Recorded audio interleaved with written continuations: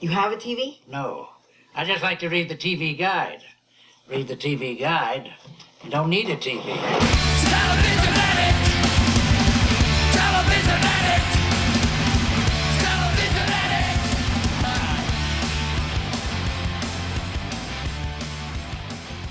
Hey everybody, welcome to TV Guidance Counselor. I am Ken Reed, your TV Guidance Counselor, closing out the year 2020, probably the best year of everyone's life. That's sarcasm, everybody. Actual sarcasm. What a year. Anyway, I'm going to do a year-end wrap-up for the last episode of the year in, 2 weeks? So I will get into that then. But things are looking up, everybody. So I hope you guys are doing a little bit better. And as we go into the holidays here in a long, dark winter. Anyway, this week I talked to the amazing stand-up comedian, podcaster, actor, very, very funny Sofiya Alexandra. She has a fantastic stand-up comedy record out called Father's Day. You should go buy that or listen to it or stream it or however you obtain an album of that sort that the creator gets some amount of money.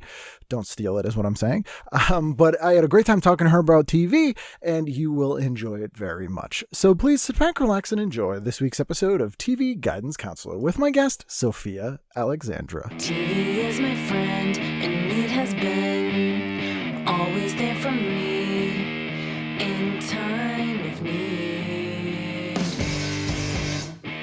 Live via satellite from sunny Los Angeles, Sofiya Alexandra, how are you? Hi, I'm so good. So excited to be here. There was a hesitation, so maybe something wrong? Yeah, I don't know what you mean. I think 2020 is going perfect. It's probably been the best year. I mean, for me personally, 100% the best year. Just so much love and light and success that I've had this year. Yeah, it's a lost year. Yeah, that's how I'm looking at it. Yeah, I turned 40 this year, which is horrifying. Happy birthday. Thank you. Happy sad birthday. Yeah, I think I'm just going to be 39 again and be 40 next year.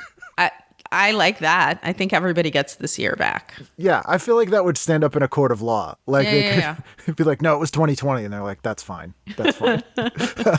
Speaking of the before times, or before-in-teen, as I've heard someone call it, which is maybe my favorite term for it.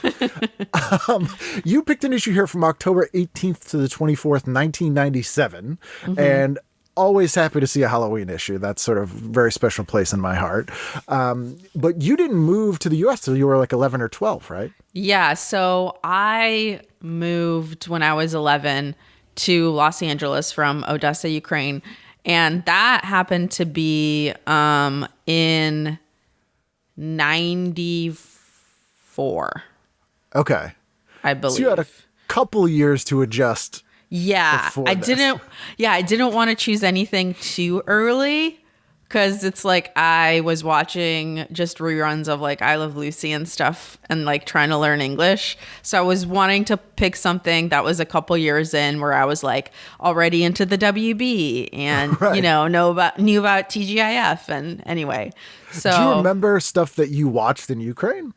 Yeah, it's just not even a little bit similar. It's completely different shows. So it's like there were the only things that I'd seen before I moved were like we had Chip and Dale dubbed.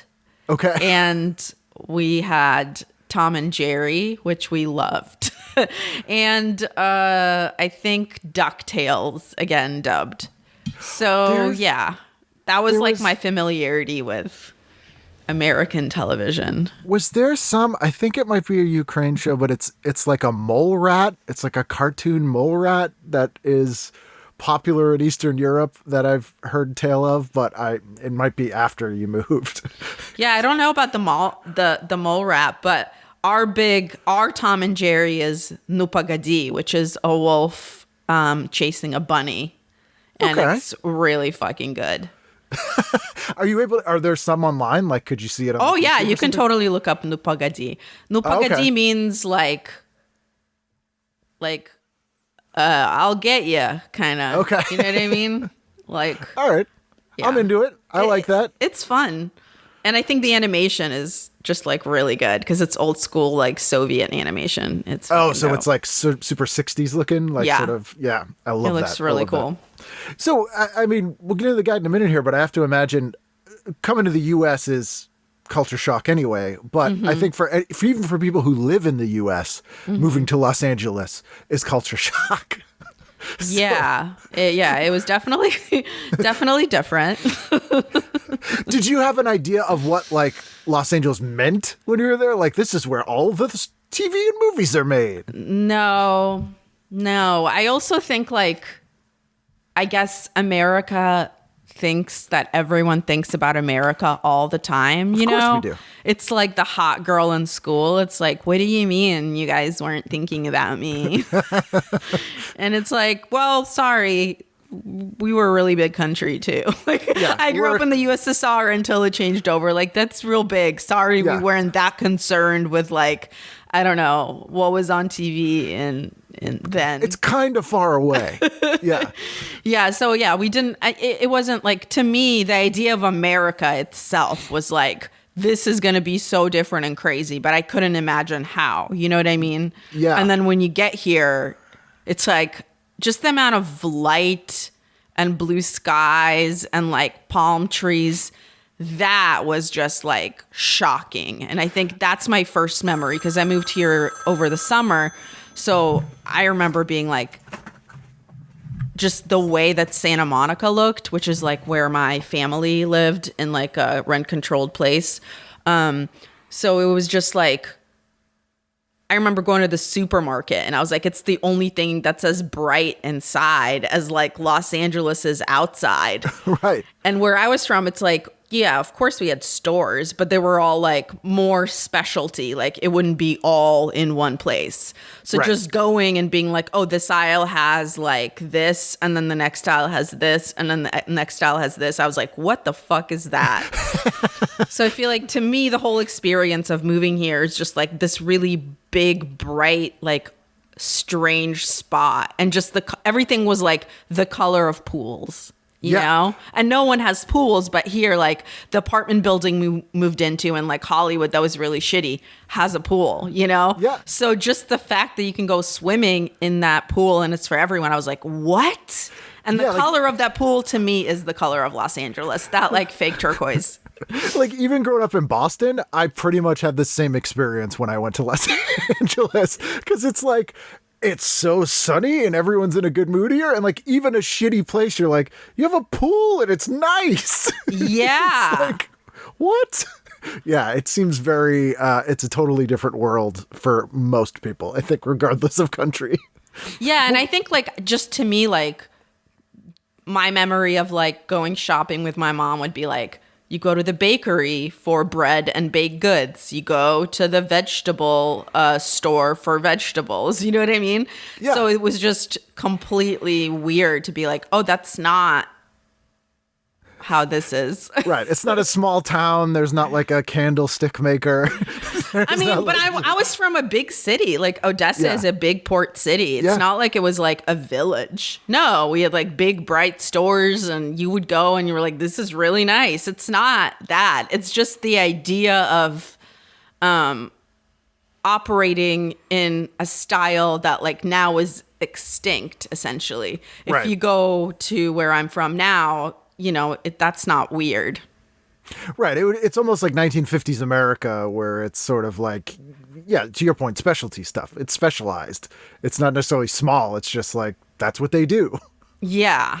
They do one thing well instead of a ton of things kind of okay. Poorly. Yeah. And that's why when I came here and people are like, Wonder Bread, and I put it in my mouth, I was like, ooh. This is cotton. You guys know that, right? This isn't bread. You're eating a loaf of cotton and it is sick. This is like sweet insulation. Yes. Not even sweet though. Like just so bland and like lacking in texture and like taste. Yeah. I feel like that was a big culture shock in general. Like all the vegetables taste like, and fruit tastes like nothing here. I was like, what the fuck? Because as a perfect metaphor for the United States, they were all bred for looks. Uh-huh. Like, this tomato looks beautiful. It doesn't taste like anything. Exactly. But it looks so nice. And I was just so confused because I was like, why are tomatoes like salmon colored? And like, why are strawberries the size of my fist? But like the ends of them are white and you guys are eating them. And they're totally hollow. Yeah, it's just what is this awful? It's so weird and bad. Anyway. When did it hit you that like you were in Hollywood? Like, this is Hollywood.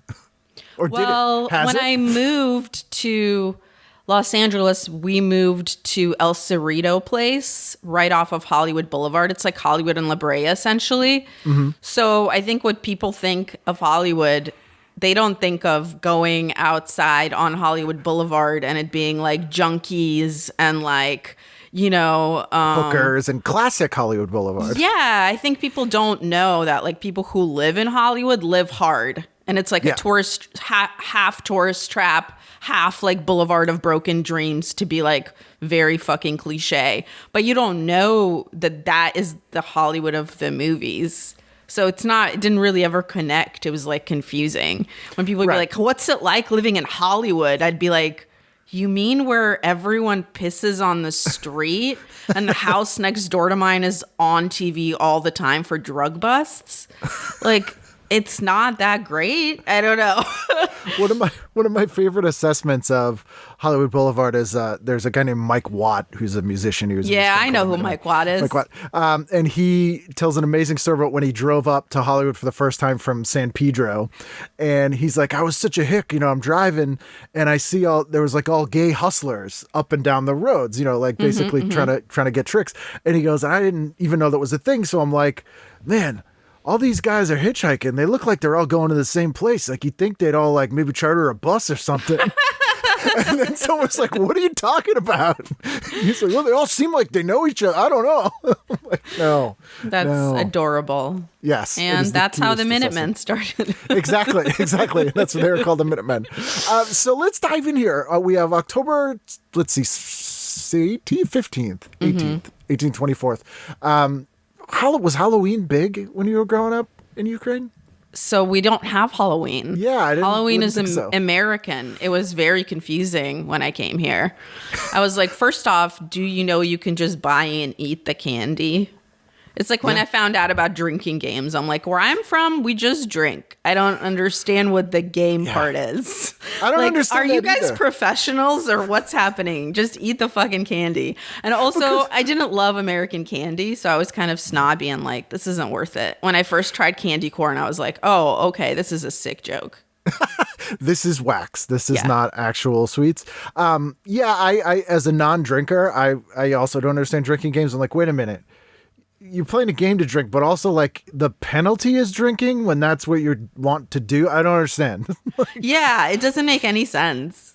People have too much time on their hands. That's the problem. They need to go back into the fields. Is there a candy that you miss from when you were a kid? Like, what was the best candy you had when you were a kid? Like where I'm from, you can still get Russian candy here in West Hollywood. So my mom gets it all the time. For me. I've never had Russian candy. What if I'm gonna try Russian candy? What should I get? It depends on what you're into, but we do a lot of like first of all, the wrappers are really pretty.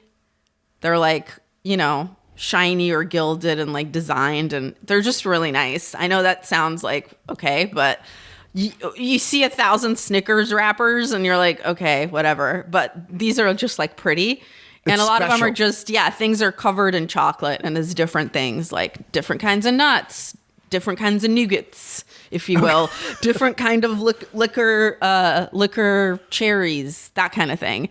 So that's what I like. And I like Bielichka which is like that's like a squirrel. That's called the candy's name, Squirrel. Yes, exactly.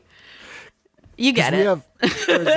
We had when I was a kid, Boston used to actually be the largest candy producer in America. Ooh. And there was a place that they used to call Candy Mile, which is now all super expensive condos. But when I was a kid, we would go on field trips to like the factories all the time, which seems like it's kind of Willy Wonka, but was not as exciting because it was just like old ladies who hated you.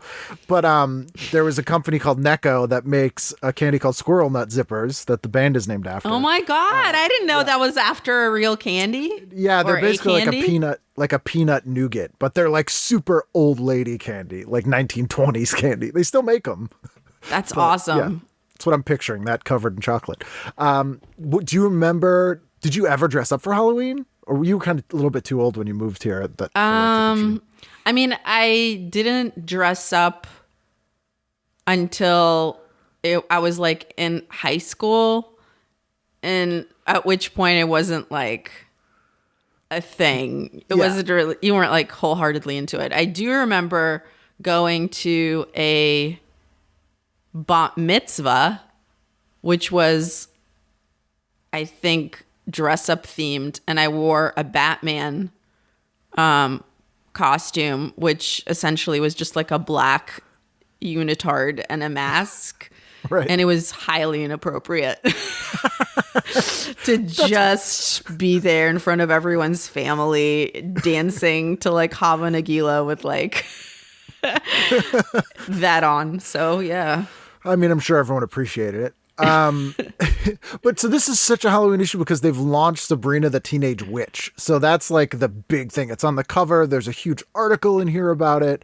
And that show, I tend to underestimate kind of how big that show was because I was a little bit older and a little bit more male for it. I loved Sabrina the Teenage Witch when it was on. And it was mostly because of the ants and the cat. Yeah. Salem. Yeah. Like she's fine, Sabrina, but it's a fun show. Like I've gone back and watched it, and it's funny seeing like Dana Gould is on it, and Penn and Teller, and Paul Feig, and Joel Hodgson. It's like a really kind of because Nell Scoville's who created it. Yeah, exactly. And so it's like it's a much hipper show than I knew it was at the time, and now I feel like I missed out a little bit. But it was kind of shocking in this to see how much ink it got in this issue. Like it's like a 15-page article about this. I think it was that period of time where like it's kind of similar to when like we were going through a big cult boom, you know? Like people are really into cult and like true crime. And then it was really into supernatural, like X-Files, Buffy, Angel, all of that stuff. That was what was big. It was like, ooh, what if it was like sexy teens, but also mystical.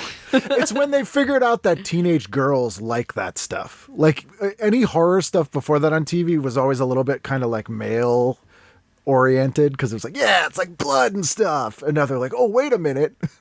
Anne Rice has been a thing for 25 years. Yeah, it's wild because anything I think of that is really spooky is just female. Like, I can't remember the last time I was like, oh yeah, that's spooky shit, and it involved dudes, right? Like think about what the last spooky thing you thought of was. You mean like movie wise, like Hereditary or something like that? Yeah. Like, that's been relatively new. The first movie I remember, like Babadook. Yeah. Like The everything Witch. I can think of that's creepy like recently to me is that. So I'm like, yeah, I mean, I think that it's definitely become like the paradigm has shifted. So that's sort of the go-to for horror now for whatever reason. well, like Mary Shelley created horror. Yeah. Like this, I feel like it's our shit. I feel like we need to claim it more. I feel like, I don't know, throughout history, I feel like women have been so afraid. And been made so afraid that I think we know fear really intimately and really well. And I think we come up with creepier things.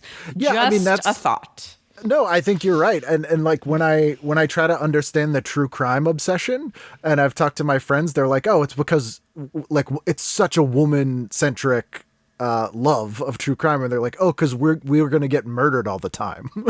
Like we want to understand it. And I'm like, oh, that makes perfect sense. That makes perfect sense. Yeah, it's pretty fascinating. There's a great book.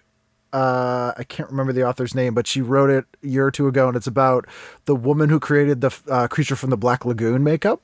And Fascinating. She didn't get credit for it. And she actually sculpted it, created it, and like they basically like CNC Music Factory'd her with some dude who worked at the studio who had nothing to do with it.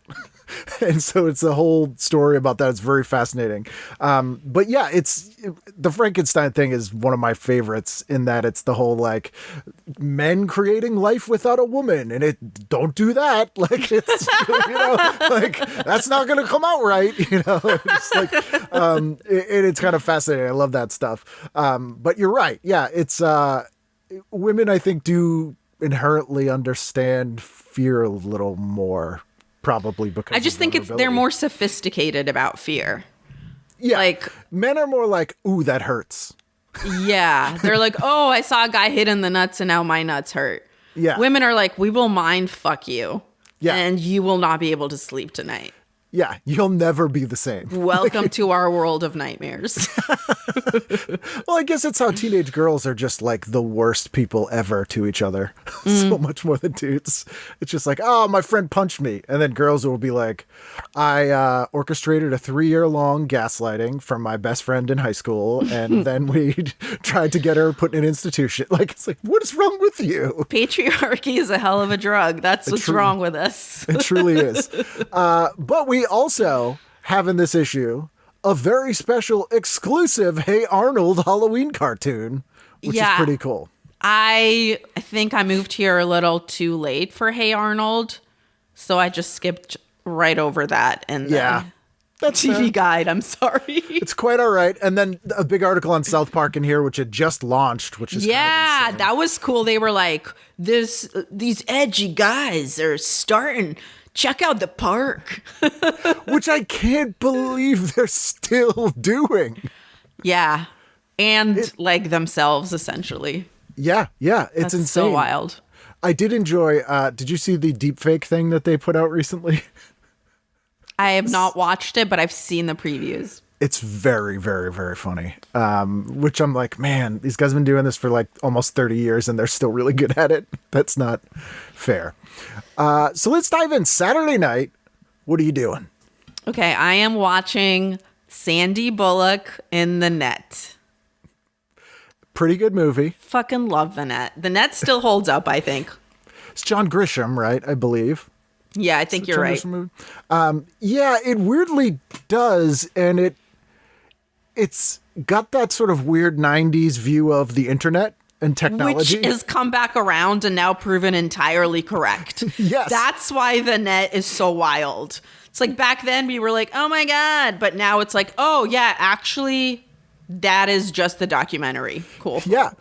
Because it seemed low tech, because at this time we were getting stuff like that was all about like virtual reality, like brain scan and all this, and that was like, no, they can just like get into your all your life and all your information. Like it's when it was the first, I think, like public movie realization that like you don't exist, but a computer version of you exists. Right. And can be fucked with. Exactly. And basically like everything you know is something that's static and impervious to change, such as like identity is not. And I mean, now it's like, well, duh, stolen identity. But that wasn't a thing. No, people were not scared of that. And the funniest thing is, opposite The Net on USA Network is The Lawnmower Man with Jeff Fahey, which is like the quintessential bad version of the same thing. Where it's like, oh, a mentally challenged man's going to come into the computer and become an evil virtual villain. It's like, that's not like... Is that what that movie is about? Yes. It's basically Flowers for Algernon. It's a mentally challenged man that becomes a lawnmower? No, so Stephen King actually sued because they bought his short story and then the movie has nothing to do with it. It was a totally unrelated script that the studio put Stephen King's The Lawnmower Man on, and it's nothing to do with the story. So he sued to have his name taken off. Yeah, I'd be super pissed if I was He was Stephen so King. mad. But it's basically just a remake of Flowers for Algernon, if you've ever read that story. Essentially in that story, there's a guy who's mentally challenged. They invent a drug that makes him smart. And then then Algernon is the mouse they tested it on. And then they realize that he gets really smart and hits a peak and then dies. So he knows he's going to get stupid again and die. And that's the story. It's a little Frankenstein-y too, because you've sort of created this. Do you see him die? Yes. Oh, Flowers wow. for Algernon is brutal. It's like like in 8th grade, everybody has to read Flowers for Algernon. Okay. Those stories. I didn't have to read that in 8th grade. I wonder what they made me read instead. I wonder what we read. That we read like Johnny Tremaine. That was a big one. No, didn't read The that Wave. The Wave was a big one. Wow, man, maybe these are East Coast things. Yeah, so Lawnmower Man is Jeff Fahey plays a mentally challenged gardener who Pierce Brosnan experiments on using virtual reality and makes him super smart, but then he gets too smart and he becomes evil. Wow. Yeah, it's a bad movie. It's real bad. Yeah, it sounds bad and offensive on a lot of levels. Oh, yes. There's almost no movies I can Well, let's think just of. say it's no The Net. No, it is not The Net. If you're going to go that way, go The Net, maybe Hackers. Yes, definitely. I would say But, those are great Sandra- suggestions. Sandra Bullock, it was a rare sort of thriller for her. She was mostly, after Speed, they were like, maybe she's an action star. And then they were like, no, comedies. Well, I think it's what she wanted, That is makes my sense. guess. Because she kind of shines when she does comedy. And I think, like, in Speed, she gets to have, like, 2 facial expressions, you know? Yeah. Like, She's barely scared there. and into Johnny Depp. Or Keanu Reeves. Yeah. Although, to be fair, Keanu Reeves only has 2 facial expressions in that movie, too. But I Well, think he has only 2 anywhere, but Yeah. we somehow love that about him. I don't Yes. know what that is. he knows his limitations. So you're watching that all night, and then anything else on Saturday? No, because you said 2-hour thing, and 2 I was hours. That's the thing. like, boom. Stuck to the rules. Sunday night, what'd you do? I watched Dangerous Minds. Oh, you're a big Because movie person. Dangerous Minds is the first adult movie that I saw in the movie theaters after moving here. Wow. Yeah. How was that experience? Were you, because presumably you went to the movies in Ukraine when you were growing up. Not really a lot. No, I think I've went maybe to 1 movie. Oh, wow. Yeah, movies, like, movie going wasn't like as big, or I think like it was maybe a little too expensive to do a lot. Or also my mom was a single mom, and the one movie she took me to was a mob movie where a man got tied down and tortured with a hot iron on his stomach. And when that happened, I screamed, and everyone in the movie theater screamed at my mom for bringing a child into that movie. You're ruining our torture. Yes. They're like, can we just enjoy this torture in peace? Like the adults we are. But yeah, so not a lot of movie experiences at all before I moved here. And then Dangerous Minds is your first go. I went to Baby's Day Out. Okay. John Hughes' worst film, And then Dangerous Minds. which people probably remember more for the Coolio song than anything Of else. course, that song was everything. Gangster's Paradise was everything. Enormous. And the movie was kind of like, it was Michelle Pfeiffer as like a tough teacher who goes into an inner city school, right? Wears the leather jacket. She's a former Marine, so watch out, kids. She's not to be messed with. There was a spate of those. Like we had one with we had Lean on Me with Edward James Olmos, which There is basically was the one with Danny DeVito. yes. And then the one with Belushi, the principal. Exactly. They just were like, what if ... And the end of that sentence was always, in a school where the kids are rough. Yeah. Oh, yeah. There was this enormous fear of high school kids in the 90s among whoever was greenlighting movies. Because And they were like, what's quaint about that is that was only like 1 Columbine in. yeah. This was pre-Columbine, too. Oh, 99. Yeah, Oh. 99. So this was like gangs they were afraid of. That was the big thing. They were like, oh, man. And you got to go through a metal detector because these kids are killing kids. Yeah. Yes. didn't really come to be. And in fact, it wasn't the inner city schools that we had to be worried about. It was the suburban schools, just like Columbine.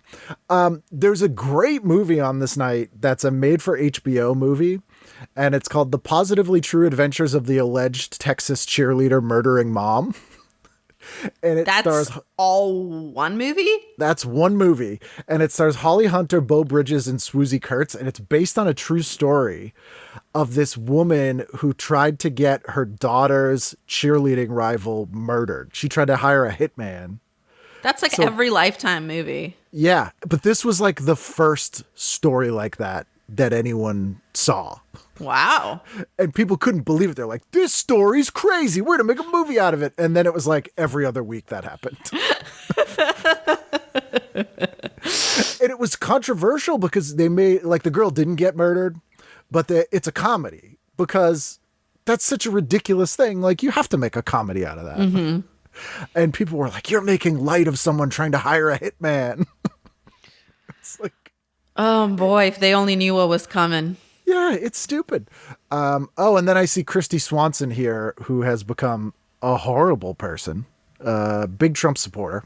Oh, ew. Okay. She's in a made-for-TV movie on ABC called Bad to the Bone.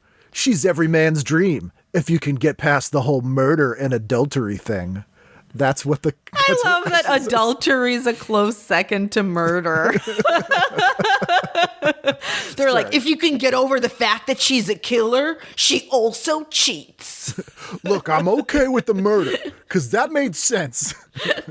But you gotta be monogamous. It's so stupid. Yeah, that is very weird. Okay. I saw Dangerous Minds in the theater. I don't think I've seen it since then. Have you? Yeah, I didn't feel the need to revisit it. No, it's funny there are these movies. Like, I remember it was sexually arousing to me, like the hot couple in that movie. Oh yeah, you're right. But like there was isn't there like a murder? One of them gets killed or something, and then it's like, oh, now I'm not as horny. Yeah, because it can't be underestimated how many teenage movie going choices are based upon horniness. Yes. Yes. Especially Make pre-internet. no doubt that's how this was chosen.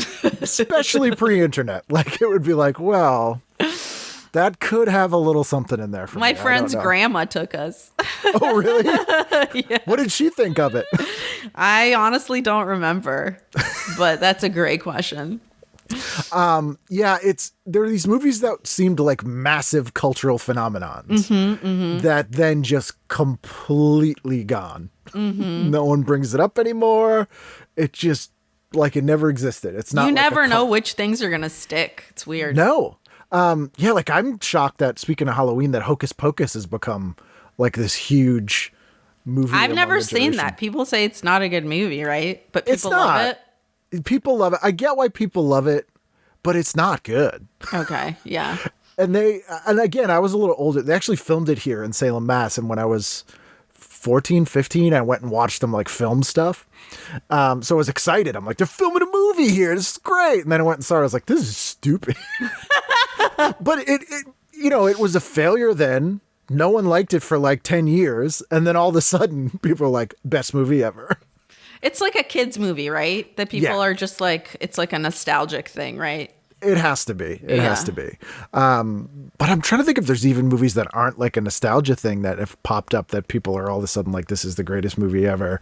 Or these movies that they were like, this will be forever. This is just if you look back at like the there's a ton of movies that even like at the time though, I was like, this is not good. But then people were like, this is great. You know? Can you think of any examples? Yeah. I mean, do you remember Crash winning an Oscar? Yeah, that's a terrible movie. It's one of the worst movies I've ever seen. It's like not even like, oh, agree to disagree. It's like, this is a flaming pile of shit. Yeah, and it's not even like well made. No, there's nothing good or redeeming about it. It's offensive and wrong about every point it's trying to make. It's just poorly put together. The dialogue is wincingly bad. It has zero redeeming qualities. And somehow every famous person ever. It's just so wild. If you look back at all the Oscar winning movies of like the last 25 years, I bet most of them you're like, I don't even remember that movie. Or you're like, that one? That movie sucks. Yeah, that's the thing. I feel like some things people knew at the time were shit, but there was just a large number of people that loved them anyway. So it was just like, okay, well. Like Quentin Tarantino movies. My opinion. I'm saying that for me. Hey, look. I always We're just among say, friends here. I always just say he has really good taste. He's the Puff Daddy of movies. He samples from better things. Look, I used to love like Jackie Brown and Pulp Fiction. Jackie Brown is good, I will say. But that's an Elmore Leonard. But the last however many since Kill Bill, pass. Hard fucking pass. No dice. No, thank you. So that's Sunday. What'd you do on Monday? Monday, I watched Beavis and Butthead and Ally McBeal. What a double feature. I am a multifaceted woman. Did you have cable when you were growing up? I did not. Okay. But Ally McBeal, I watched IRL because it was on Fox 11. Which, again, that's a show that I talk about on the show often that was huge. Uh-huh. Nobody cares about it or mentions it now. Yes. It's not streaming. It's just doesn't exist. I remember that, like, I remember when the first preview for Ally McBeal came out, and it was the first time you saw a TV show that mixed in magical realism. So it was like the first preview had like arrows being shot into her heart when she finds out that like Billy or whatever, when she bumps into him on the street, like is engaged or married or whatever. And I remember being like, oh, cool. And I remember that's why everybody started watching. Because we were like, this is a really new format. We've never seen like somebody going into their head and seeing what, like, that's why the dancing baby and all that shit was such a big deal. We were like floored by the presentation of that. It's like an emotional version of The Mask. Yes. And, you know, it's one of those wonderful, like, shows that's like the X-Files where, you know, it's one-offs, but there is the longer arcs. So you can enjoy an episode if you just turn it on where it's like, oh no, this person's suing this person for a ridiculous reason. But then also you're like, oh, is Allie getting closer to getting Billy back? You know, it was like both of those. And I think because it was kind of new to see women as like multidimensional and like, hey, she's a lawyer. Oh, and she pines for some. I don't know. But it was also like, but she's a lawyer, but she's a mess. It was very much like, she's crazy. She can't get anything right. It was, I just remember how hot her sexy black roommate was. Remember? Oh, yeah. Who was like another lawyer that they made a bigger deal because they realized how fucking dope she was. Yeah. Because Callista Flockhart, the original, to your point, the original sort of brief of that show is like, sort of, it's almost like Kathy or like cartoon. Like she almost doesn't have dialogue. She's just kind of like, and let stuff happen around her. She's kind of a blank. I think what they were trying to do is like, what if a manic pixie dream girl was a lawyer? Yes. It was like, boom. But she didn't have like she seemed to not have a personality other than being like anxious. I think she was like a Lady Hugh Grant. I think we were supposed to think like being befuddled and like slightly nervous and like charming was charming. But like I don't know, you know, a lot of 90s things we thought were charming, like a befuddled gentleman or like could I be any more sarcastic Chandler model? Like that just, we hate now. But that was like, we loved that guy then. We were like, oh, we like him as Chandler. We like him as Xander on Buffy. We love that. More that guy.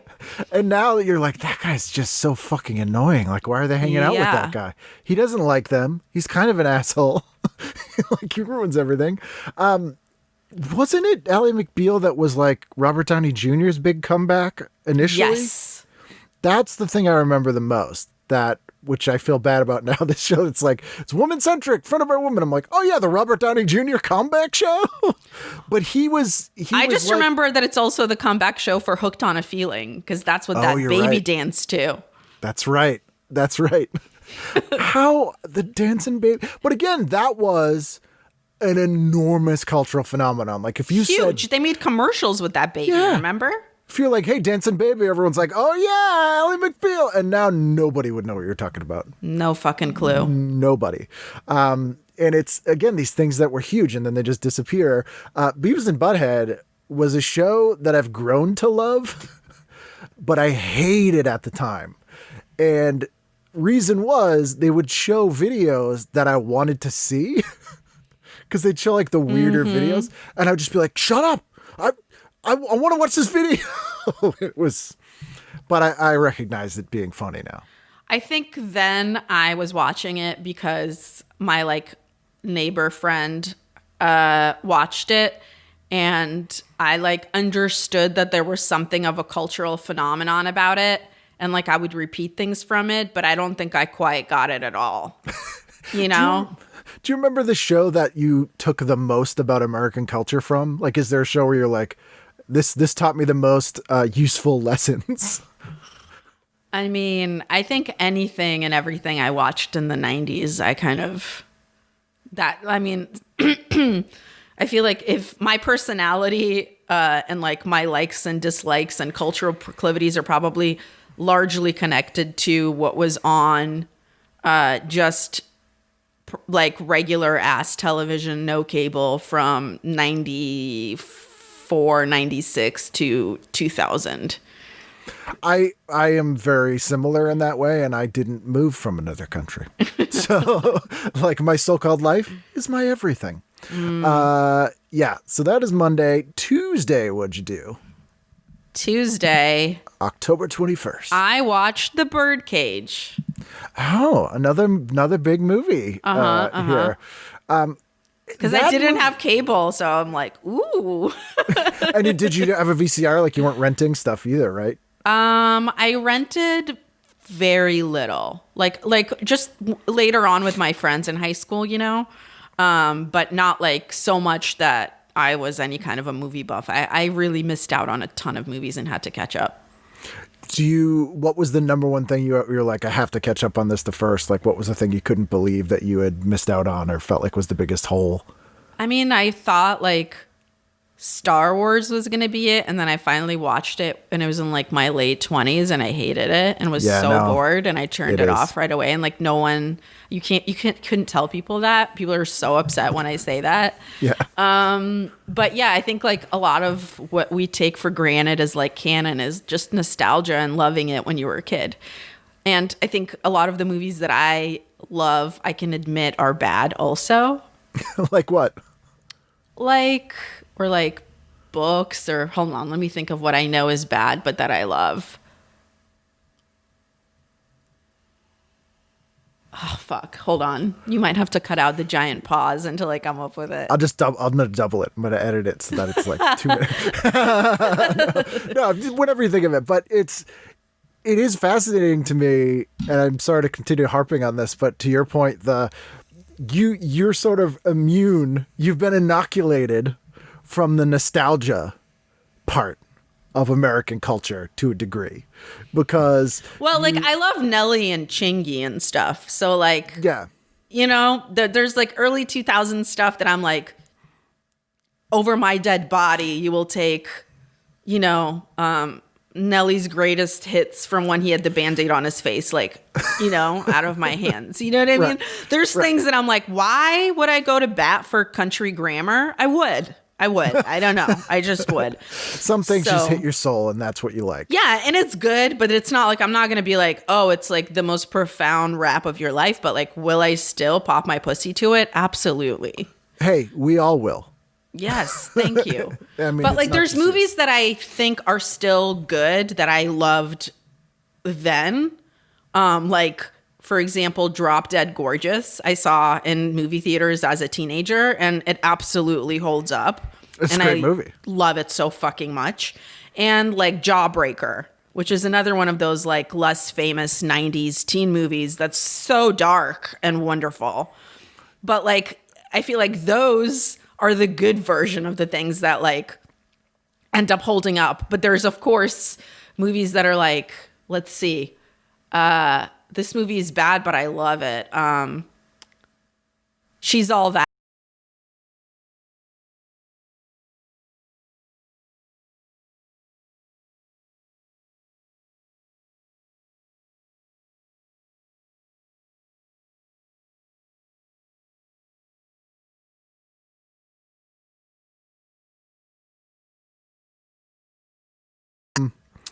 She's All That was Freddie Prinze Jr.? Yeah. And Rachel Lee Cook. Yes, who I love. And I know.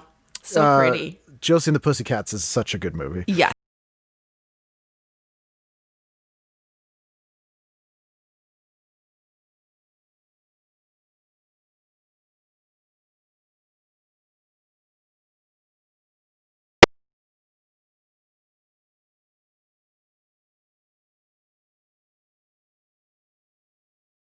Yes, maybe that's his name. Yeah. He looks like he has to shave every 2 minutes. Yeah. Yeah, it's not that bad. But yeah, oddly enough, when I had Rose McGowan on, she said that the only prom she ever went to was when they filmed Jawbreaker. That's crazy. And there was another movie, there was a prom scene. She's like, I've sort of been to 2 proms. That's awesome. And I love to hear a juicy tidbit like that. Yeah. And I was like, that's kind of cool, but also a little bit sad. But also I probably would have rather have done that than but go like, to my prom. I would say Can't Hardly Wait is like a good movie. That's a great movie. You know what I mean? Like, I would say like those are ones where I think those hold up and we aren't like blinded by nostalgia.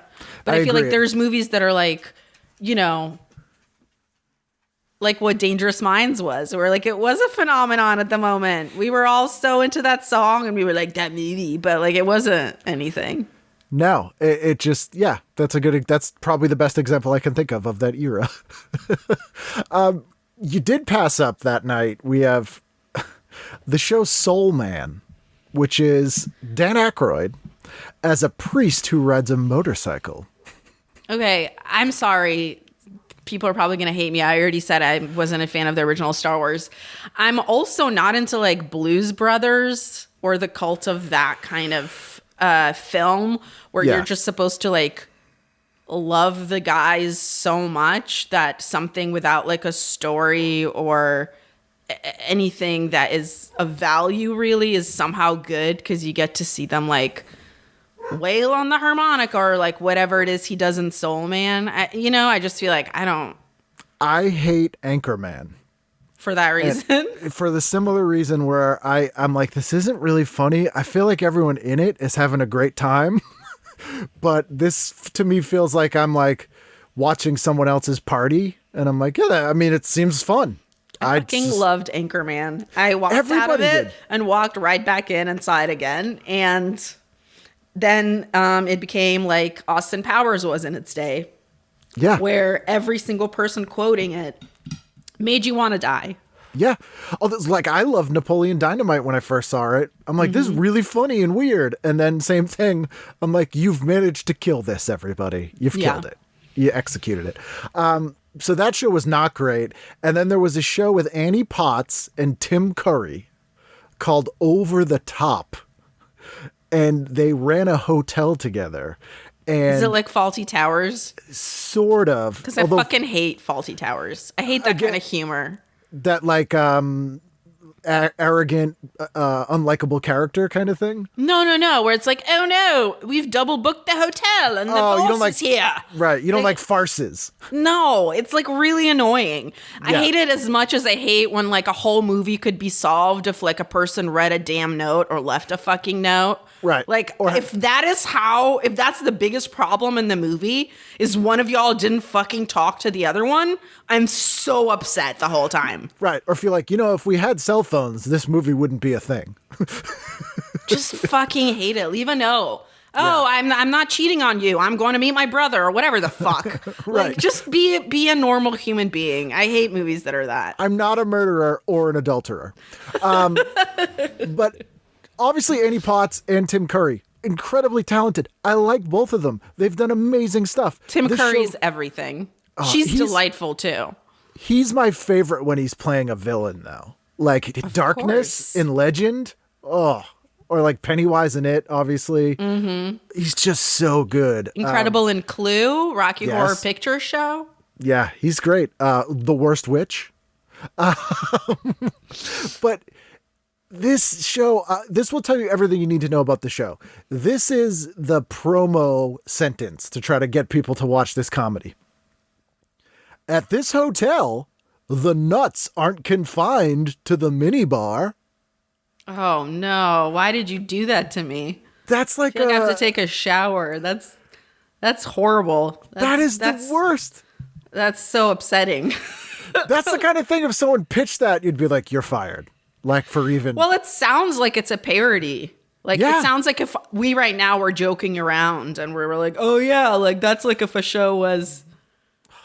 That's like first year improv troupe level. I really thought you were going to be like, the guests check in, but they don't check out or whatever the fuck. Yeah, but they check her out.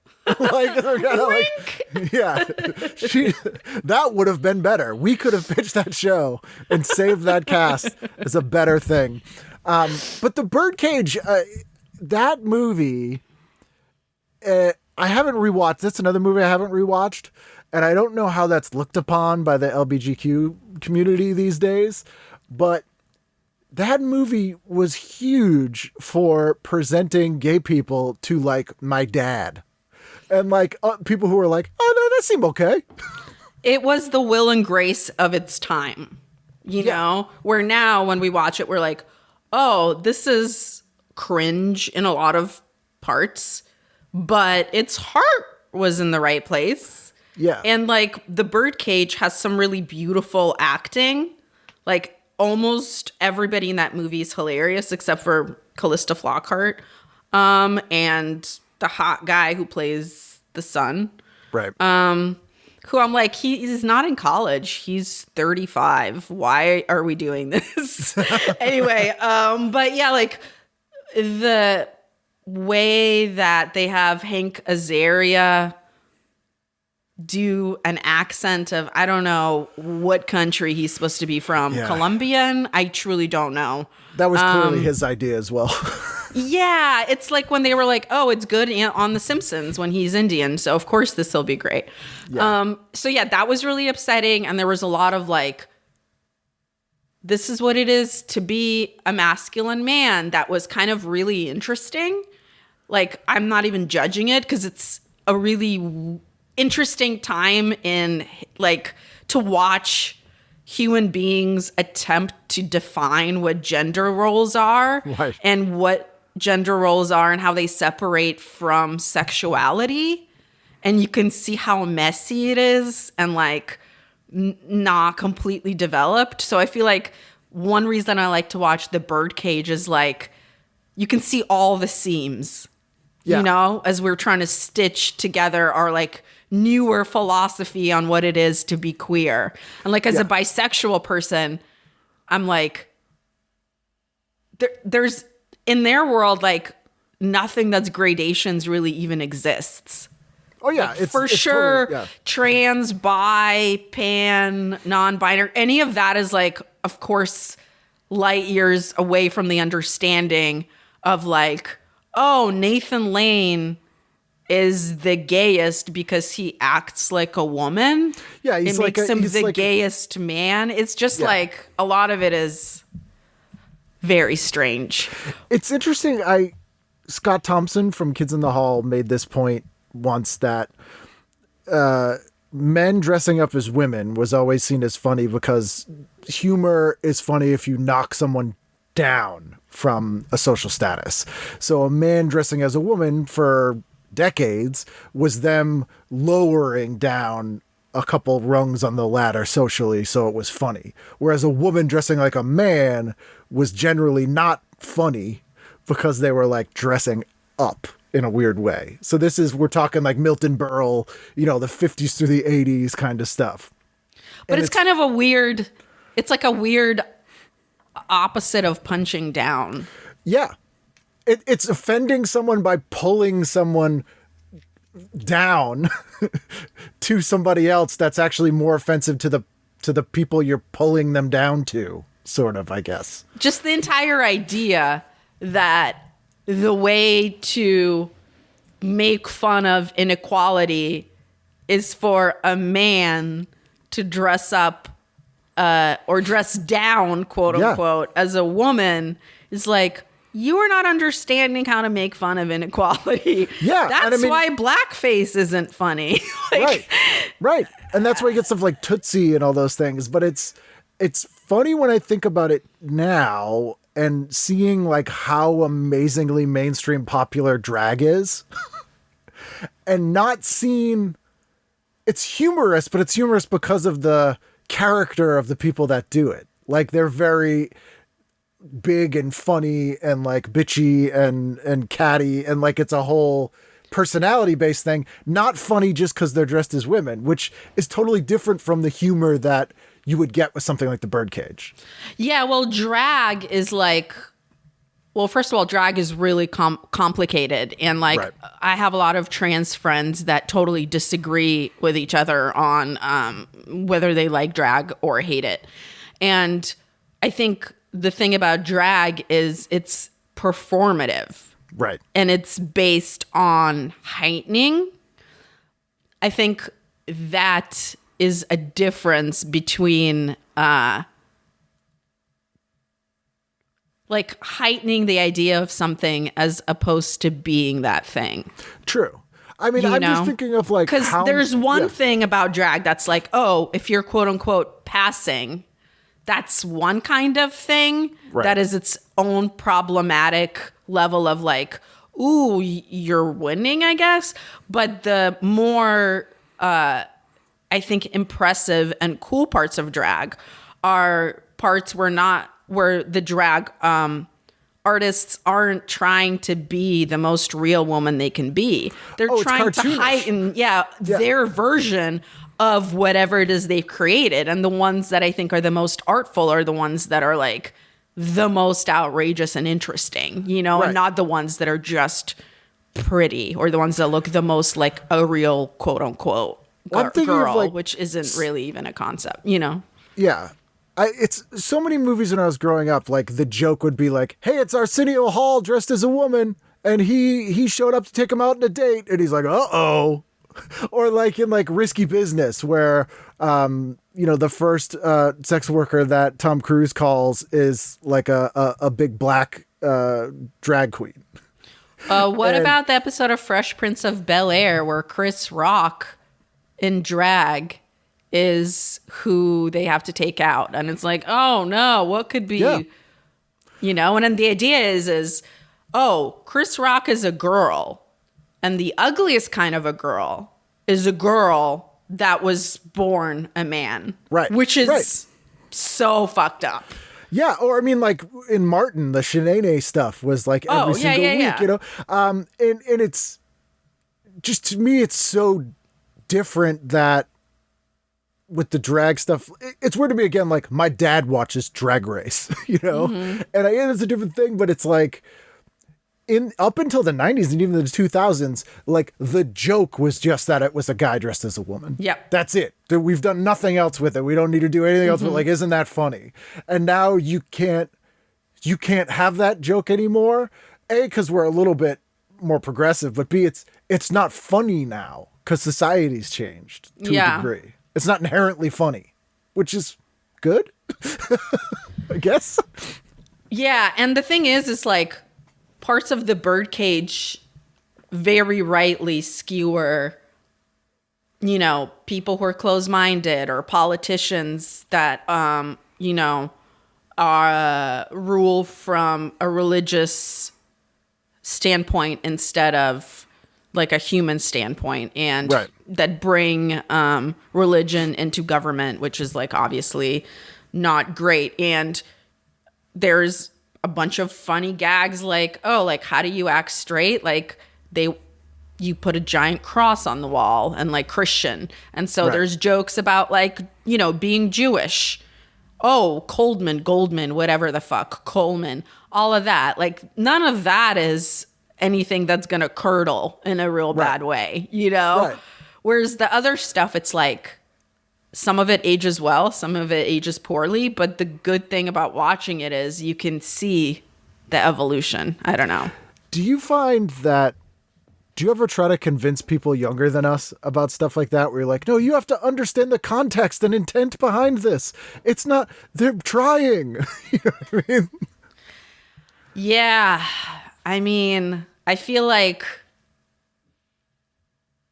it's really hard because even as we talk about everything in this episode now, I like realize how I am an like outdated model for like who's trying to adapt to a new world, you know? Yeah. Kids today have no problem, you know, growing up in a world where like being non-binary and not seeing sexuality as binary is something they even have to try to think about hard. Whereas like for us, we're just trying to rewire our dumb brains that grew up on like, you know, the kind of shit that makes it so that you have to think an extra second before you're like, wait a minute. That's not. Did you ever see the Monster Squad? No. It's 1987. It's a bit like Goonies. These, you know, kids fight monsters basically. And it's like a beloved movie for people generally in our age group. And a friend of mine showed it to his kids who are like 6 and 7, probably about the age that we saw it originally. And his daughter instantly shut down because there's a scene where these bullies are calling one of the kids gay, you know, like bullies would in the 80s. And she didn't take it to mean, oh, they're insulting him by calling it gay. She thought he was just a gay kid. And why are they being mean to him? And it really weirdly, it sounds stupid, but he and I were talking about it, how that kind of blew us away because when we were that age, you would never be like, oh yeah, no, he's gay. That's fine. Why are they having a problem with it? It was always, that's an insult thing. And so seeing like a young kid not see that part of it was kind of a huge eye-opening thing to me where I'm like, I wouldn't even have thought of that. Well, it's more like the little link is missing because like people were saying gay is an insult because the worst thing you could possibly be as a guy is a guy that likes other guys. So it's not that the kid is wrong. It's that little middle link has fallen out. So now it's just watching someone get called gay and thinking that the reason it's bad is because they're gay and they're being persecuted as opposed to the reason it's bad is because gay is not awful. An insult. It's because gay is a sexuality and it's being used in an insulting way. But you're like, why are we getting into the granulation as to why calling someone gay is bad? It's like just not good. Can we move on? But it was, I just thought it was almost sweet that the kid was like, you know, what, he seems like a nice kid. Why is that a problem? Like, I don't know. It was just, it drew the distinction between us having to rewire, to your point, I think, a little bit. It was kind of interesting. So you watched The Birdcage. And I didn't know that Nathan Lane didn't officially come out until like the 2000s. Oh, yeah. It was like the biggest open secret, but he apparently got really pissed off if anybody brought it up in like an interview or anything. It was like verboten to speak about it. That's a weird one. I get that it's tough, but like to me, I thought everybody just knew that. And like, that was also kind of his brand in a weird way. I mean, like, I don't understand why anybody would think Nathan Lane wasn't gay. No. I mean, but I guess that's kind of the whole thing is that kids now wouldn't understand that either. Yeah. I mean, I guess he came from the generation where we had Paul Lynde and Liberace and these people that it was always like, he's just trying to find the right girl. And people were like, okay, I buy that. It was like, yeah. All right. Wednesday, 8:00. What'd you do? I watched Beverly Hills 90210. And then somewhat reluctantly, I watched Party of Five. Because that wasn't really ever my jam. I had a huge crush on Jennifer Love Hewitt. Yeah, everybody did. That's As why I everybody watched did. it a little bit. Also, Lacey Oh, Chablais or whatever. It was. Lacey big crush on Champagne. her. Nev Campbell. Like, it was a show full of snacks. Yeah. Yeah. But I could not care about them being sad orphans. No, I didn't. I would watch that show and I couldn't tell you the plot of a single episode. That's what I'm saying. It was Yeah. just eye candy. Do you remember when Jennifer Love Hewitt put out an album? No. This is hilarious, and also I feel terrible for her. So the first single from the album was called Let's Go Bang. Oh, no. And she had no idea, and she said the producers told her it was a new dance called The Bang. And it's a song called Let's Go Bang that even at like 16 or 17, I was like, ooh, no. That's so sad. Yeah, she's gotten over it now, but I can't believe that I feel so happened. bad for her. She got exploited as a teenager to release a song asking Yeah. people to fuck her. That's so grotesque. And not even like in a thinnest of veiled genie in a bottle Britney Spears kind of way. Just like the most blunt, awful thing. Jeez, dude. Yeah, poor Jay. This got dark. Jay Love. I'm sorry, everybody. No, I'm just kidding. Beverly Hills 90210, I never watched. I always hated the kids because they were rich. It just didn't connect with me, and I felt like I missed out on an entire like cultural capital of my peers. Oh, again, it's all about the fuckability. It has nothing to do with anything else. That show, I mean, I sexually identify as the love triangle between Brenda Walsh, Dylan McKay, and Kelly Taylor. And I know you don't know who they are, so I know will who they tell are, you. at least. Shannon Doherty Yep. and Luke Perry and Jenny Garth. Yes. That was like the hottest thing of all time, is that permutation. Because that show was like in Friends, where just like we have 8 characters and at some point everybody dated everybody else except for the people that are related to each other. Yeah. And then the other thing that's fun is Shannon Doherty and the guy who played her twin brother in the show. Oh, Luke Perry. No. Brendan Walsh. Yeah. Oh my God. Jason Priestley. Jason Priestley. Yes. Yeah.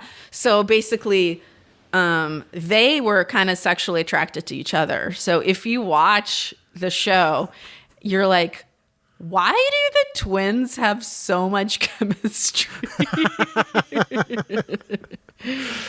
Maybe I'll have to watch it now. That sounds interesting. Did it hit you that was set like 2 miles from where you lived? Well, so I went to a private Jewish school for 5 years, and I was like the poor scholarship kid whose like single mom, never dropped them off at school or picked them up or ever met the teachers because she was just like always working. So, and I hated mostly all the rich kids I went to school with. So it wasn't like I was watching them and being like, these are the kids I go to school with. I was like, first of all, everyone I'm watching is, again, in their 30s. Yeah. So at no point did they feel similar to people I went to school with. Right. And also, very little part of it was like school. Oh, yeah. They never show the school. Like they show the school and like a little bit of it is like, they're in the hallway, or so-and-so runs a radio station, or whatever. One of the kids shoots himself. And That one where the kid's spinning the gun? Yeah. I've seen that one. And yeah, but basically it was just about sex. And Luke Perry was the sexiest person of all time. And he looked the oldest out of all of them. Like if they looked 35, he looked 40 the entire time. Easily. And a friend of mine, Christina Leese, who played the one who took him to the rave, Valentine. Emily Valentine? Yes, I she's Emily fucking Valentine. love Emily Valentine. So she's an old Boston punk rock kid. And Hell fucking yes. she moved out there and she wrote 4 episodes of 90210 as well. No, which ones? So she wrote the Halloween one with the Cramps playing at the Peach Pit. She wrote the Jeopardy one. Okay. And 2 others. She was engaged to Jason Priestley. I know dating. that. And I so- thought that they were the only couple really other than Tiffany Amber Thiessen in Bag. Brian Austin Green, The Bag.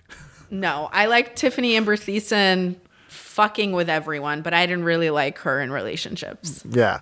But she told me that she got the idea to write episodes because Jason Priestley, after the first season, I don't know what the rule is, but like productions can't buy things. So like they rent all like the walkie-talkies and they'd have like arcade machines for people to play when they were having downtime and stuff, and that would all be rented. So after the first season, he took all his money and bought all that stuff and then rented it to the production. That's so fucking smart. Holy He made shit. tons of money. So he was like, yeah, you should write some episodes. You'll make way more money. And so she was like, okay. And she wrote like 3 or 4 episodes. Just That's bizarre. fucking awesome. And I'm like, that's great. That is fantastic. But it's so weird that she was on that show because she's not, I would just not think of her in that.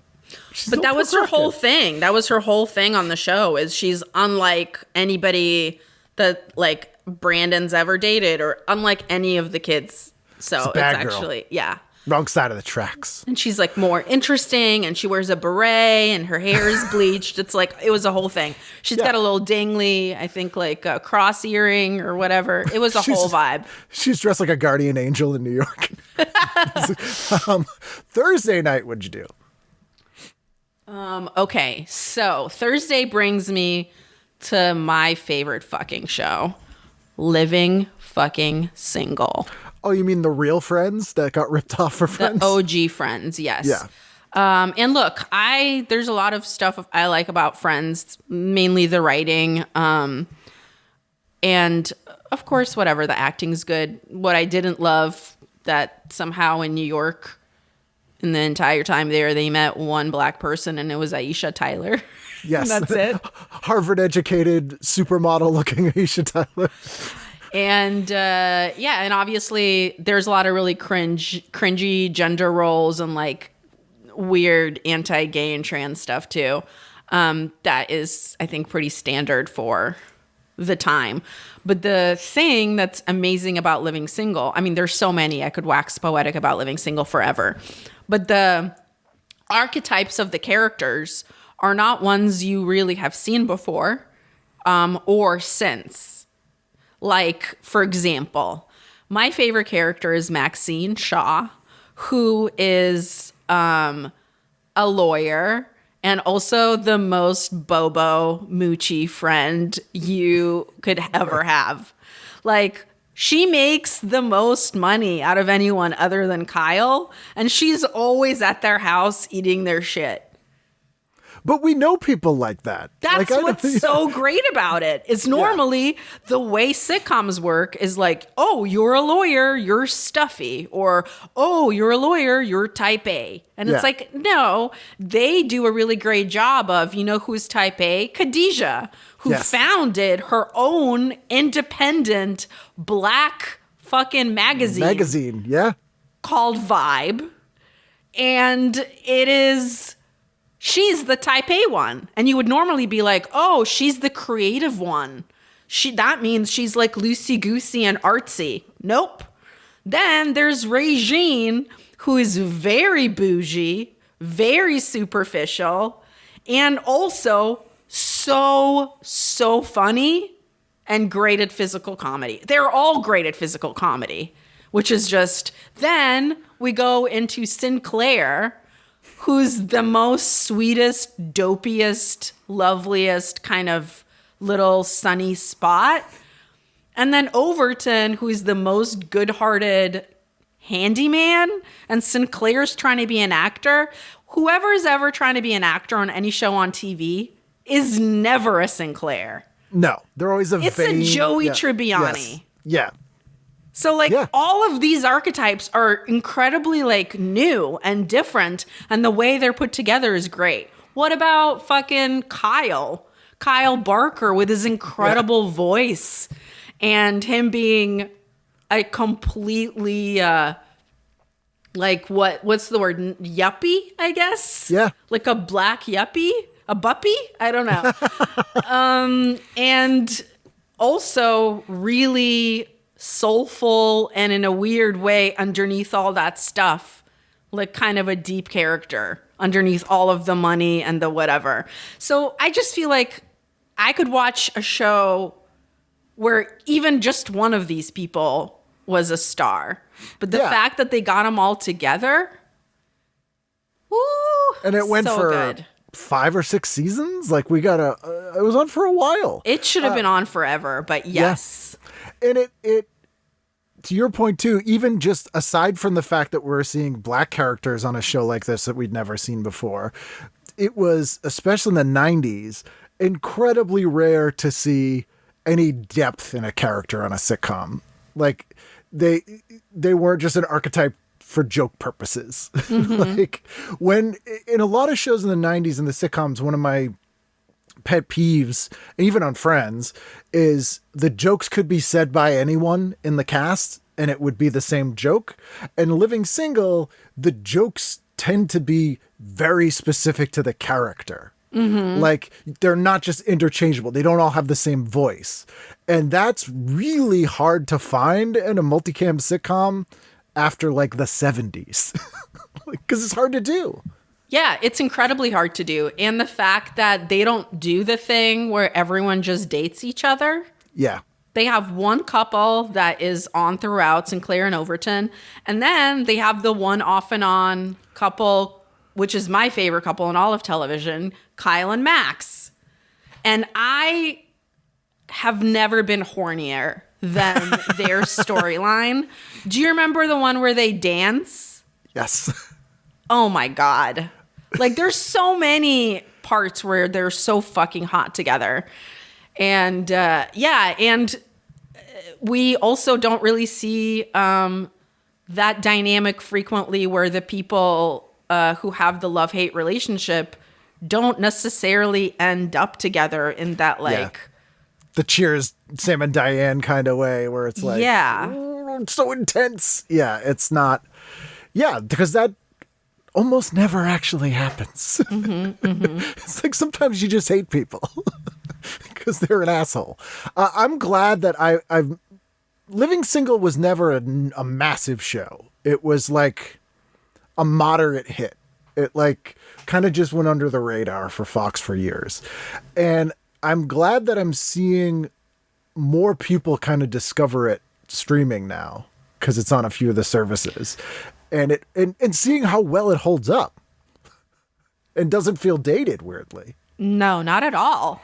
Even and though it deals she's with shit like, what's it like for a black person to go to therapy for the first time? Right. You know, shit like that, where it's still like literally any of my friends who I've talked to about that are like, yeah, that is still an issue, you know? And just so many of the things that are like, it's not the classic thing of, oh, I have a date with 2 people in the same night. How am I going to juggle it?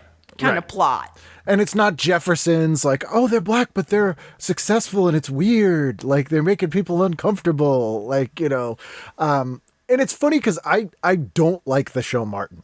I just never liked it. It was silly and stupid. And it just didn't hit with me. And it was I like so Martin too. But it's a silly, it's a very silly show. Very like different. And it's weird that that was the block. It's not in this issue, but it was like Martin and Living Single were back to back for a long time. And like, I feel like Martin wasn't worthy of Living Single. Like we needed a show that was better in that slot because it was such a huge dip in humor difference. I don't know. There's a place for each show. I mean, Martin was delightful because to watch Martin and Pam clown each other, I could watch that all day. I'm sorry. I think that was so delightful.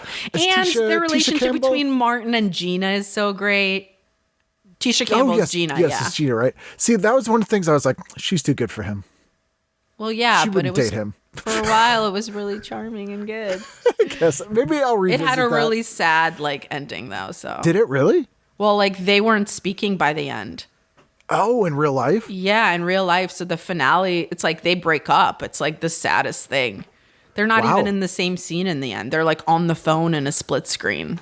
Oh, bizarre. Yeah, it was really sad how it ended. Well, I may revisit that as I'm revisiting Living Single. There's also some new shows on here, like 413 Hope Street. No one fucking remembers that. I remember that show. Or Between Brothers, which is Kadeem Hardison, I think, from Different World, and Tommy Davidson. That show, yeah, Kadeem Hardison, Tommy Davidson, didn't last. They're sports agents. I don't know. So you're watching that, and then what else you got? Let's see. And then I would watch Goldeneye. Oh, the James Bond film. That's right. With, is it Pierce Brosnan in that one? Mm-hmm. I believe I saw that one in theaters. Of the Lawnmower Man? Yes, of the Lawnmower Man fame. That's the one with Famke Jensen, Goldeneye? Is that Goldeneye? I believe so, yes. Yeah. So I've never seen any of the Pierce Brosnan Bonds. Like, I checked out at Timothy Dalton. He is a sexy Bond. He does the, like, English gentleman kind of version ish. Do you know what I mean? Like his vibe is really like kind of poshy, and suave. But did you see the one of him and Denise Richards? Yes, which is so bad, and she's a scientist or something, funny. right? Yeah, I mean, casting Denise Richards as a scientist, that's a big miss right there. Yeah. But I just remember the end of the movie where they're fucking and her name is Christmas in the movie. And then he goes, I thought Christmas only came once a year. And then I was like, folks, this is the worst movie and I am loving it. Could you imagine playing? I mean, maybe Denise Richards didn't. I think she was a rocket scientist. Yes. I don't even think she was a regular scientist. No. I think they were like, let us do the most against typecasting we could do. And like she had to know, like when she read that line in the script, she had to be like, my whole character only exists for this joke. Yes. Like, yes. That's it. That is it. But I'm in the whole movie somehow. Yeah, that is just bad. Solving rockets like you do. Yep. We can make her a rocket scientist or a brain surgeon. Rocket scientist is more believable for Denise Richards. Poor Denise Richards. She's great in Wild Things. She's great in Undercover Brother. Oh, yes, indeed. Indeed she is. I love that movie. That is an underrated movie. That's a movie that did okay and then just disappeared. Yeah, and I think that movie actually holds up pretty good. I would agree. So you're watching that the whole night. So Friday night, final night of the week. What are you going with? Okay, so this is the one where I get 4 things in. Okay. We go Family Matters. Yep. So you're TGIF in it. I skip to Boy Meets World. Okay. Then, since I have no interest in whatever the fuck is right after that, which is a show I'd never heard of. It was like Wish. You Wish. It's a show like, I don't know what that is, but when I looked it up, it was like a man genie who romances a single mom. Yeah. It's basically Who's the Boss if Tony was a genie. I bet that's exactly how they pitched it, too. Probably. The man looks like a Craigslist rapist. I just don't trust the casting. So while that's happening, I skipped around to Wonder Years, classic. Love that show. And then I ended with a show that I totally forgot I watched when it was on. The show called Teen Angel. Yes. Did you watch Teen Angel? I did watch Teen Angel. I found it kind of delightful, if I remember correctly. Was it not delightful? I don't know. I haven't seen it since. It was fun. It's weirdly, so they remade this same story a few times. There's a movie from 1984 called The Heavenly Kid. That's basically the same thing. And then when the new Disney came on with the new Mickey Mouse Club in the 90s, they did a serialized version of this with Jason Priestley as the Teen Angel guy. And then they made it into this series. And yeah, it's kind of a fun, dumb show. It fits very well with Sabrina. It's got that vibe. Whereas You Wish, although they were like, yeah, it's magic and kids, whatever, it seemed like a show for babies. Like You Wish and Sabrina had more of like a tween kind of vibe going on. Not You Wish, you mean I mean, Teen Angel. Yeah. Yeah. Because Teen Angel was essentially like high school kids hanging out, but like, one of them is a ghost or whatever. It's a 50s ghost. Hey, it's like a Fonzie ghost, basically. And this episode, weirdly, has a guest role by Dee Snider from Twisted Sister. That's so random. He's playing, I think it's a Halloween episode, so he's playing a hell-raising rock and roll star named Sammy Noah. I think I remember that episode. So that's why he's in it. But yeah, I need to revisit that show. I watched it when it was on. I would have been watching Millennium, which is a pretty cool I remember. Show. It was that old guy. Yes, love Lance that guy. Hendrickson. He's so great. It was like when I would watch the X-Files, Millennium was right after. Yes, and it was a great show, especially the second season. So the first season was about like serial killers. I remember that it got crappy like season 3. There was only or 2. Canceled or something. Got canceled. Yeah, it got canceled in season 2. But weirdly, a ton of the people that worked on season 2, when the show got canceled, moved on to Buffy. And moved on to Angel, and like a lot of stuff they were doing on that second season kind of just easily translated over to those shows. I'm rewatching Buffy right now, and it really holds up. Yeah, I agree. I've weirdly, that show I missed when it was on because I watched the first 6 episodes and was like, and checked out. And then I've revisited mostly from doing this show because I've randomly had like a ton of people from Buffy on. Just by happenstance, and I'm like, this actually, maybe I'll go revisit, or I've had to because I needed to like bone up on it. But yeah, it's great. It's really great. I love Buffy. It's funny. It's really great. It's a nice little combo of mishmash of like genres. Yeah. And I think once they find her too, it gets better. Because in the beginning, they're like trying to have her fight in a graveyard in heels and a mini skirt. And you're like, fam, I know she's supposed to be like eye candy, but trust me, people are still going to want to fuck her in pants. Yeah. Just give a girl some boots. She needs something practical. No, but like a heel sinks in the ground, especially in a fucking cemetery. Like that bugged me so much. That's impractical. Yeah, that was me yelling at the TV. I was like, we would never fight a vampire in a mini skirt. Nobody does that. I call foul. I'm writing a letter. It's weird how that show's become the sort of archetype for like every teen show now. Pretty much, even like Sabrina and pretty much every show, Riverdale, like it's all that Buffy thing instead of 90210. It's like, which I'm okay with, taking the darker gothy kid turn. Totally. So that is the week. Let me see if there are cheers and jeers. I will read you them to finish here. While I'm looking them up, is there anything you're revisiting in lockdown, like any comfort shows or anything that you're going back to?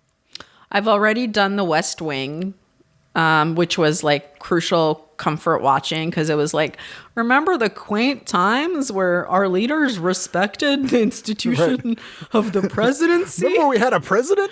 Remember democracy? So that's always comfort food. And then I feel like Buffy's a really good comfort food, and Living Single is too. Yeah, Living Single is a really good suggestion. And then I've also rewatched like the National Treasure movies, which I find to be comfort food. Oh, I've never seen them. Oh my God, they're so delightful. They're like essentially kids movies. It's Nick Cage, It's Nick Cage running around doing like a scavenger hunt that's like Washington, D.C. themed. It is delightful. Is it Nicolas Cage in Where in the World is Carmen Sandiego, essentially? Yes. Okay. Yes. And it's All great. It's great.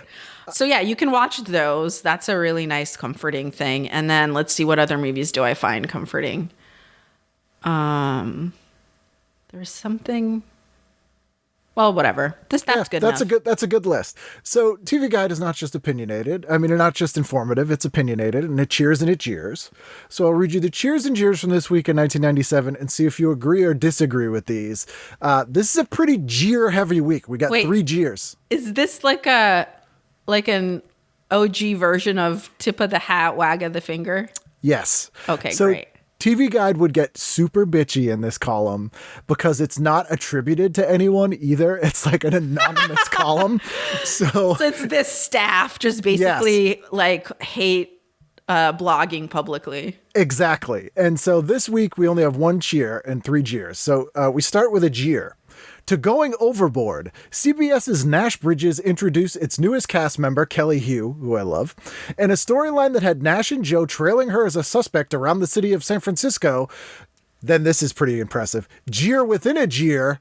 By the way, to the surveillance technique, it would take a pretty dim criminal not to notice the lemon yellow Barracuda convertible on their tail.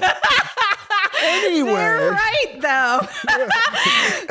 Anyway, the partners watch as Hugh strolls into a parking garage, pulls out an immense set of keys, and breaks into a sports utility vehicle. Nash and Dawn tap on the window just as Hugh is popping the ignition to boost the car. Hugh exasperatedly identifies herself as a policewoman working undercover to crack a car theft ring. Are we to believe there are police departments, even in California, that encourage their officers to flagrantly commit felonies merely to legitimize their cover stories? Boy, that person would hate finding out about the Rampart scandal or I don't know, anything LAPD related. You thought you were mad about the heels in the cemetery. No. I mean, I guess I agree with that jeer. This person seems pretty passionate about it. Then we have a jeer, and this will be a sports one, so I won't know what this means, but to Leading Us On.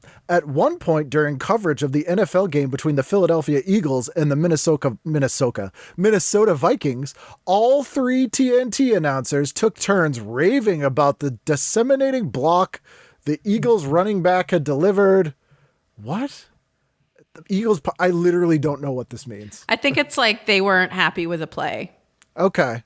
We waited eagerly for the replay. All right, well, let's move on. I don't know. Or they were happy with the play. Yeah. I really don't know. Here's our only cheer for the week.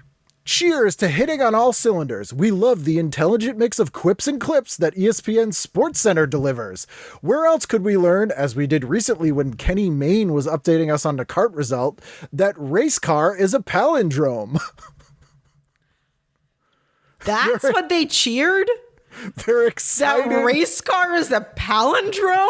That Sports Center taught them that race car is a palindrome. Okay, am I wrong, or is the person that rode that one not the same person that rode the others? Oh no, they're totally not the same people, and they never identified who it was. There's no way. The taste level and the amount of writing versus the last one. This is wow. I would love to see the ones that they wouldn't print. Like sometimes on a rant, and they're like, that one is a little much. And finally, jeers to Preaching to the Committed. We were surprised to see a commercial for the U.S. Postal Service during the live season opener of NBC's ER.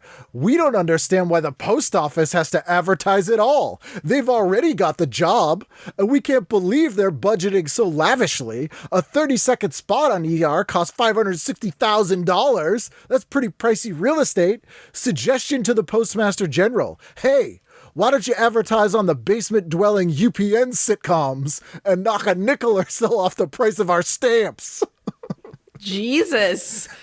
And they also didn't clearly anticipate that we would need to advertise for the post office. Yeah, which is kind of quaint now. I know. But that's borderline bad 90s stand-up. But hey, how about you advertise on UPN and my stamps is cheaper? I know. God, this is the most cringy section of the entire TV guide. Just old man angry. And I saw their Jacqueline Kennedy dolls that don't look like her at all. Yes. That will be next week's jeer. Jeers to buying a Jacqueline Kennedy doll that doesn't look anything like her.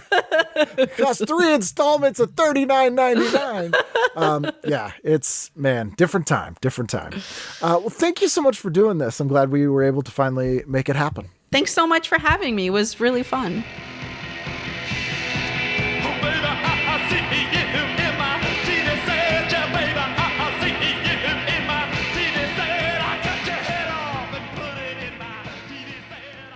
That's Sofiya. As I said, buy her album, Father's Day. It is very, very good. You could buy my album if you want from a few years back, The Vanity Project Volume 1, Hollywood Blvd. I don't know if I'll ever do another album. I don't know if I'll ever do stand-up comedy live again. We don't know what 2021 will bring, but we hope it's better than 2020. Anyway, Sofiya's great. I'll put up links to all her stuff on tvguidancecounselor.com. Again, if you want to email me, I said again, I don't think I've said it this episode, but you can do so at tvguidancecounselor@gmail.com or ken@icanread.com. I'm at Kenneth W. Reed on all social media and at TV Guidance on everything as well. Larry has just run by with my pajamas in his mouth, so I have to go, but I'll see you again next week for a brand new episode of TV Guidance Counselor. And I put it in my mouth. I was like, Ooh. This is cotton. You guys know that, right? This isn't bread. You're eating a loaf of cotton. Algernon? Mentally challenged man that becomes a lawnmower?